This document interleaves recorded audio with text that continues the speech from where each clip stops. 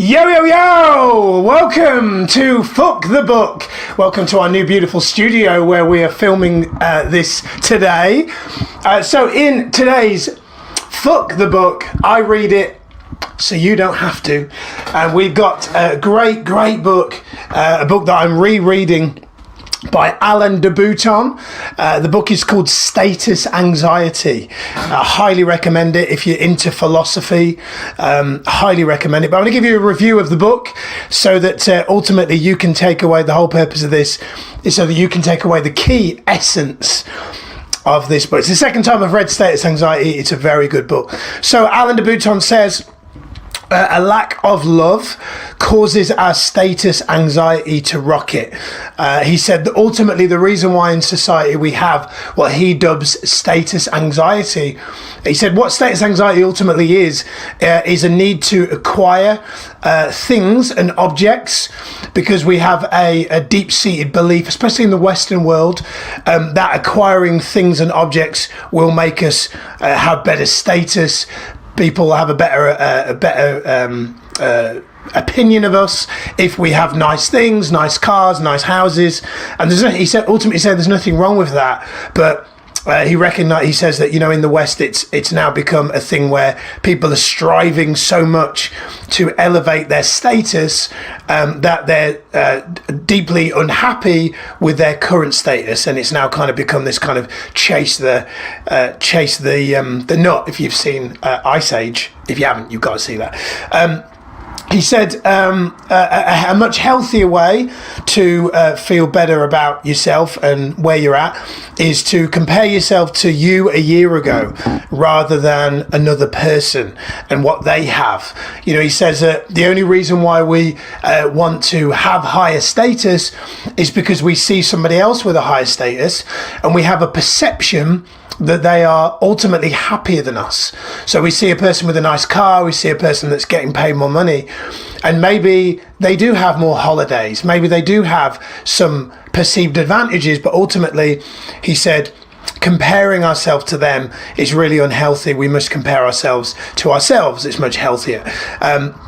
He said we must disassociate ourselves from labels, titles and awards and focus instead on contribution.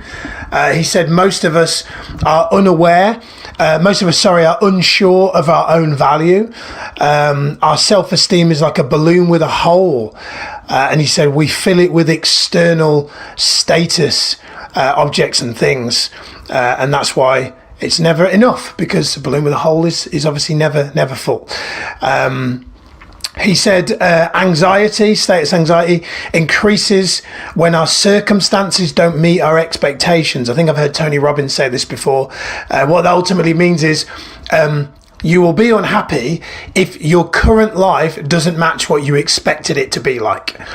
He said, however, you can have ultimate happiness if your current life matches what you expect it to be like. So if you look at everything that you've got already, you're much more likely to focus on, you're much less likely to have status anxiety than if you focus on what you don't have. So what he's saying is focus on what you do have, more than you focus on what you don't have. He said, again, it's just another point about comparison. Clearly, this is something for me to pay attention to. Confidence is knocked only by comparison to others we consider equals.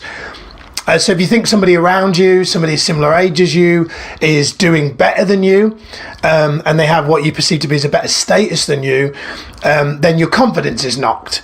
And it's really important. That's why it goes back to what he said about, you know, compare yourself to you a year ago and not to somebody else. He said ways to fend off status anxiety. He says go to church or go and spend time by the sea or in nature. He said the reason is because what it does is time in those environments. He actually goes on to say churches were designed to be so big because what they do is it makes us realize how insignificant we are. When I heard that first, I didn't quite understand it, but what he's ultimately saying is we think that we're big, right? But in the grand scheme of the universe, we're actually really insignificant. You know, there's billions of people on the planet. Our goals and ambitions don't mean diddly squat to the universe, right? So what he's saying is spend more time in nature mountain, seas, churches, and you'll realize just how small you are versus the bigger picture that is life. I love that. And then he finishes by saying, judge less, treat your fellow adults more like children. So if there's somebody in your life right now that you think maybe you have, you're not getting on with, you don't have a good relationship with, he's saying judge less. See the people that that you feel don't understand you and you don't understand them. See them more like children, and you're less likely to judge them and feel bad about that situation. So that is Fuck the Book today. Status Anxiety by Alain de Botton. I highly recommend it.